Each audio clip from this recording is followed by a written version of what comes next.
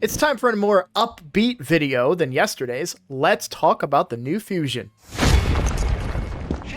Hello everybody, I'm Roadblock and this is a Raid Shadow Legends video. So we've got TITUS BLACKPLUME is the new fusion coming out. Wanted to give my thoughts. I wanted to go over the kit. I have watched a couple videos already, but I haven't really formed my opinion yet, so I'm gonna kind of read through these.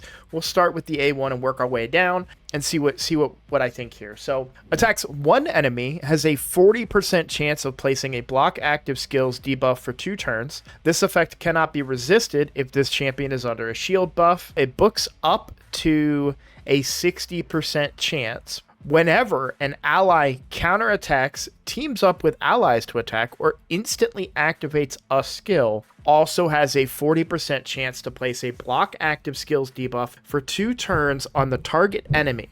If there are multiple champions on the team with the skill, only one will activate. Okay, so we've got a 60% chance on a single target hitter, but it can also go off a bunch of times. Talking about ally counterattacks, talking about ally attacks, and note that a couple of things to note here. It's an ally counterattacking. So if you have an ally that self counterattacks, let's say Wixwell, for example, that would seemingly work with this block active skills proccing. Then teams up with allies to attack. So that doesn't mean that he has to team up with allies to attack, assuming that this is as read, because sometimes they change the verbiage on stuff after they get feedback and people are like, hey, that reads weird. So listen up. I just got a new promo link that you can use to follow along with me on my latest free-to-play adventure and get a free Elenaril as well as 3 more powerful epics as you level up. Here's how to do it. Log out of Plarium Play and uninstall. Click the link in the description and register with a brand new email. Launch Raid and complete the tutorial. Go to your inbox and claim your first champ. Don't miss out on your chance to get Elenaril right after signing up,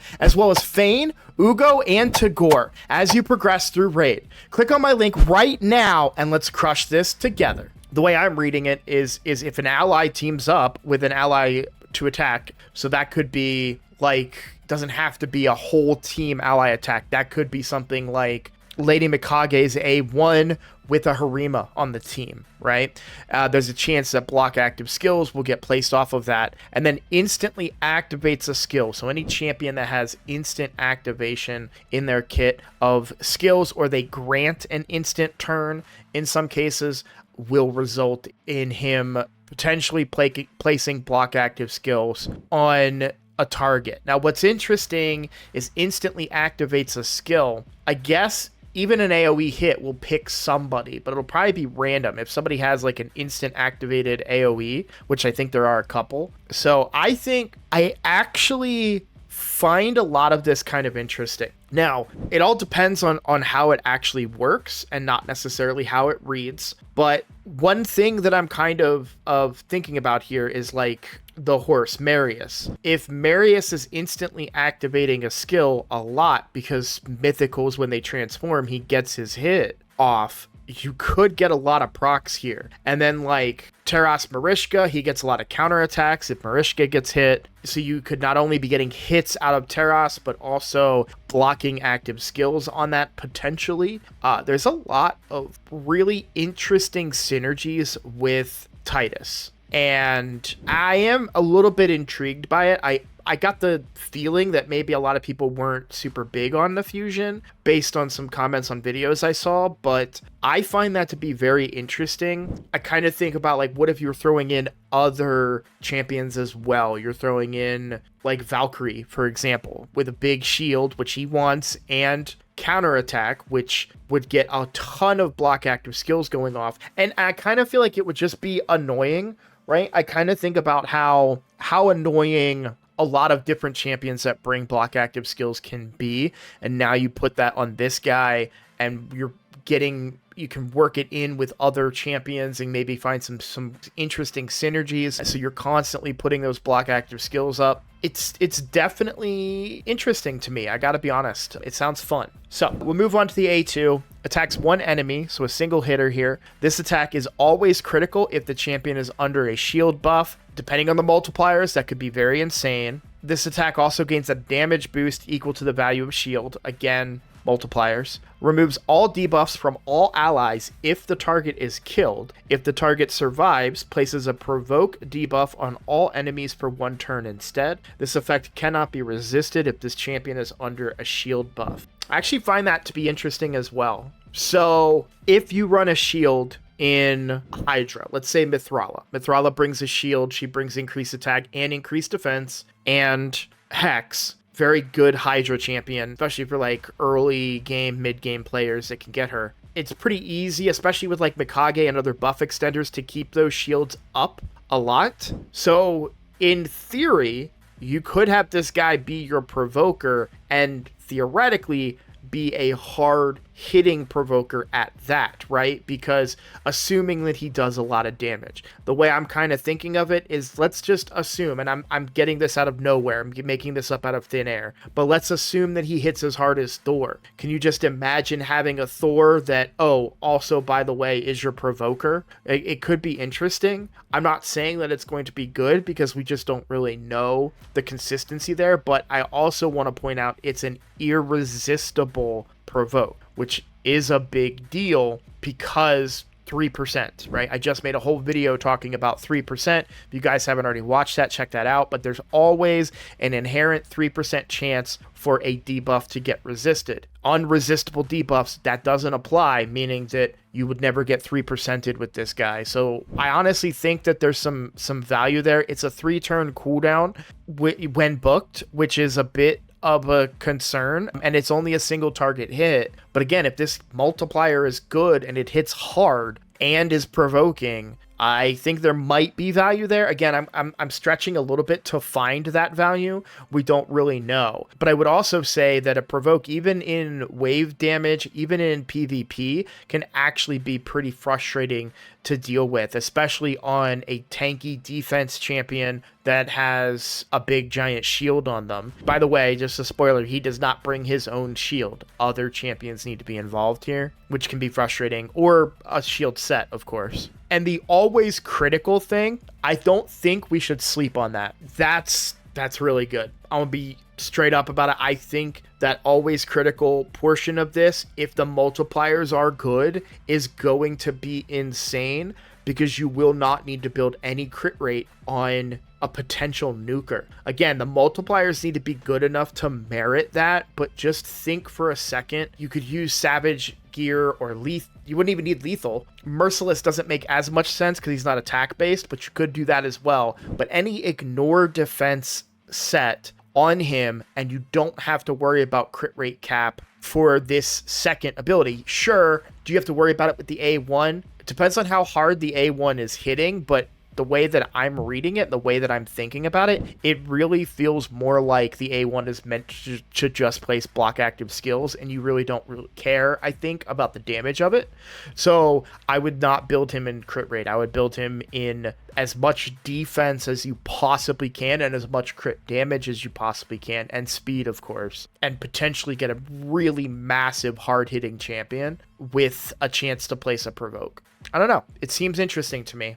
Okay, so, Androck, my new favorite. Androck's Confidant is the A3, places a 50% ally protection buff, a 50% increase attack, and a 30% increase speed buff on a single ally for 2 turns. Also fills that ally's turn meter by 40%. Instantly activates this skill at the end of an ally's turn if that ally has no buffs and their HP is lower than 100%. If there are multiple champions on this, yeah, we know that part. Okay, I'm trying to see issues with it. So there's a couple questions I have. One, does the instant activation put it on cooldown? Because it's got a 3-turn cooldown. That is a concern. Now, if it will instantly activate every single time that an ally has no buffs and their HP is not 100%, that could be pretty good. I'm trying to think of this realistically. On paper, that sounds really, really strong. Flat out. You're getting increased speed, you're getting increased attack, and an ally protection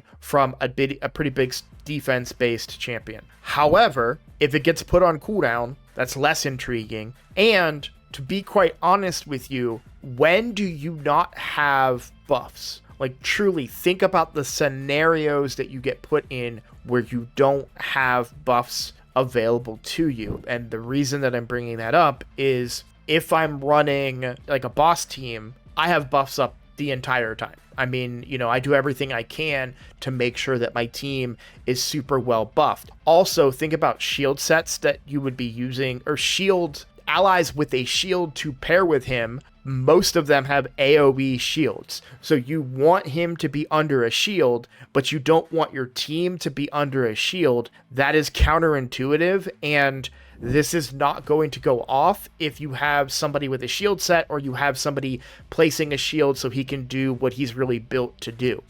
That, to me, sounds like the A3 is almost useless in a lot of different scenarios, and I'm a little disappointed in the A3 because it doesn't make sense relative to this guy's kit. Now, the one scenario where I believe that it would be valuable is buff stripping in PvP is an area where I see that making sense. Oh, all their buffs just got stripped. He's going to give them a couple of extra buffs, but are those buffs going to make the difference? And what about a buff stripper like Wukong who places block buffs? This is going to go off and just be nothing because they're under block buffs. I really feel like that A3 is not very good. It doesn't make a lot of sense to me, and I don't know where you would find use for it in other areas of the game. I'm not going to get use out of that in Hydra. I'm not going to get use out of that in Chimera, with a few exceptions in Chimera. You know, I'm not going to get use out of that in any other area of the game. Maybe clan boss, but in that scenario, you probably just don't have a very good clan boss team. If you know what I mean, that seems very, very underwhelming. I'm trying to find like positives about it, but that seems pretty weak to me, to be completely honest. Okay, now for the passive. Each time an enemy hits an ally, that ally's next attack will deal 10% more damage for each hit they take, stacking up to 100%. The damage increase resets after that ally deals damage. Now, this is really good, I think, in my opinion. Very, very good in my opinion, because damage stacking just raw 10% for each hit they take, so multi-hitters will really crank up the damage of a team, and you could potentially land a massive, massive hit out of another champion that might take a bunch of hits. Now, does this count if they're hit while they're under stone skin, right? I assume it does, but yeah, that's something, you know, if you've got a tanky stone skin team with some defense-based champions with shields involved, and you just say, you know what, the A3 sucks, but you can increase, you know, just off the top of my head, I'm thinking maybe like a Harima, Valkyrie, or UDK, a big shield there. Shoot, even Mithrala makes sense in that regard. Wixwell, right, makes sense a lot with this guy because you're getting a big shield and other, you know, good buffs and stuff. So yeah, I think that could be pretty good to double people's damage. Could be very, very impactful in a go second type team utilizing stone skin and stuff like that. So, you know, I do think that there's a lot of value. In fact, I think he would pair very, very well in a lot of ways with Harima. If it counts, the Harima's A2 is a triple hitter, instantly activates the Celestial All, which is the AoE skill, if this kills an enemy. So you could kill an enemy, which is actually pretty easy to do with a well-built Harima and her A2. But even better if you're building her in stone skin or reaction gear. I don't know why I couldn't remember that, but yeah, even reaction gear, you're taking a bunch of hits, right, and amplifying the damage that she does even more. And she's going to have an instantly activated skill, which is then going to place block active skills. Again, I don't know how that targeting system works because it says block active skills on the target enemy. So I don't know how that would work with her when her AoE goes off. Is she targeting one particular enemy when that happens, or is she targeting the dead enemy, right? It's an interesting thing. But still, there seems to be some interesting value and synergy there that is intriguing to me, and I think could be potentially good. And you just say, you know what, we don't care about the A3, and we just focus on the A1 and A2, pairing them up, and then that damage increase that you would get, throw a Mikage in there as well, so you're getting a bunch of ally attacks and stuff, which is even more opportunity for block active skills. Yeah, I find it to be an intriguing kit. Now, the aura, void HP in all battles by 40%. I think that's a pretty weak aura, to be completely honest with you. Not weak in the sense that it's like a low value of HP, but I tend to want speed aura. I'm not really going for HP aura in anywhere for the most part. So yeah, I don't think that's that too impactful, but you know, just wanted to review the entire kit in its entirety. So am I going to go for this fusion? No, I am not. And it's not for the reason that you think. It's not because I think the champion is bad. They are a Void Legendary champion. Void Legendaries are rare. And if the Void Legendary champion is bad, it will more than likely get a buff at some point. The problem for me is I'm broke. I am hooked in the game right now. I have no gems. I have no silver. I have a week. I've got 5 days to pump out 3,400 points in this coalition event. Yeah, I'm just in a position right now where I am very, very broke. I'm also doing the 5-star soul for Tholen. So I don't have anything, right? I'm out of my resources. I'm also about to be likely low or out of void shards starting tomorrow. So yeah, I will be pulling shards tomorrow.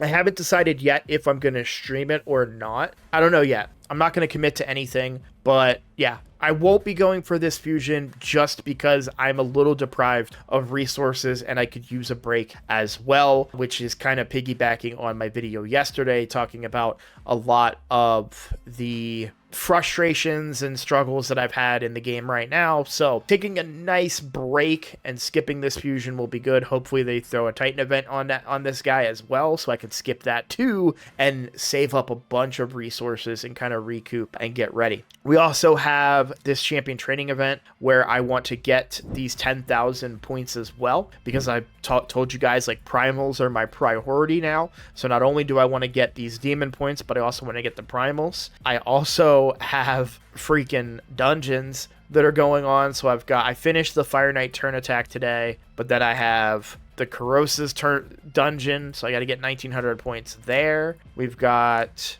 the Gear Ascension tournament. I got up to the primal materials and I'm good there. I know that didn't have Demon Slayer stuff, but I was doing that to get that primal stuff and to get points for the Tholen event thing.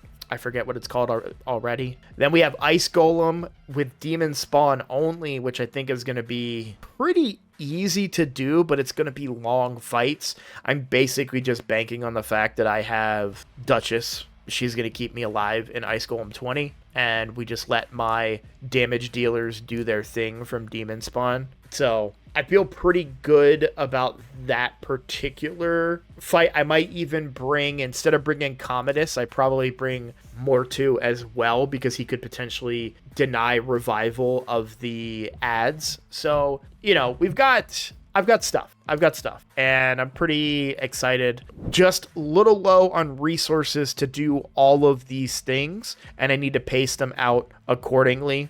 So I think for the remainder of tonight, I'm probably going to continue to do with my energy overnight to do Gear Ascension, maybe do Phantom Shogun overnight, because I can't really do anything else right now because everything activates. I could do, you know what? Yeah, we'll do Corrosa actually, because this is already active. I didn't realize that. So we can farm this overnight, and then by tomorrow we'll have some extra silver to play with, hopefully, and we'll recoup some of our resources. And I haven't really looked at Cursed City. Yeah, hopefully we can find. I've already got most of the energy out of Cursed City that I can do, because I can't do this one. We talked about that yesterday. Yeah, there's energy in normal, so we'll probably knock out a couple levels in here to try and get to this energy right here. Same with this one, so I got a little path to go here.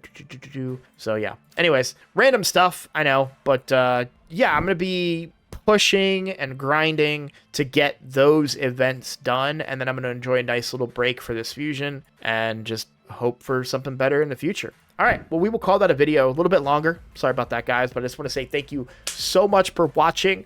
I appreciate you all. If you are new here, please consider subscribing. That is the best way to support my channel, and I look forward to seeing you all in the next video. Take care.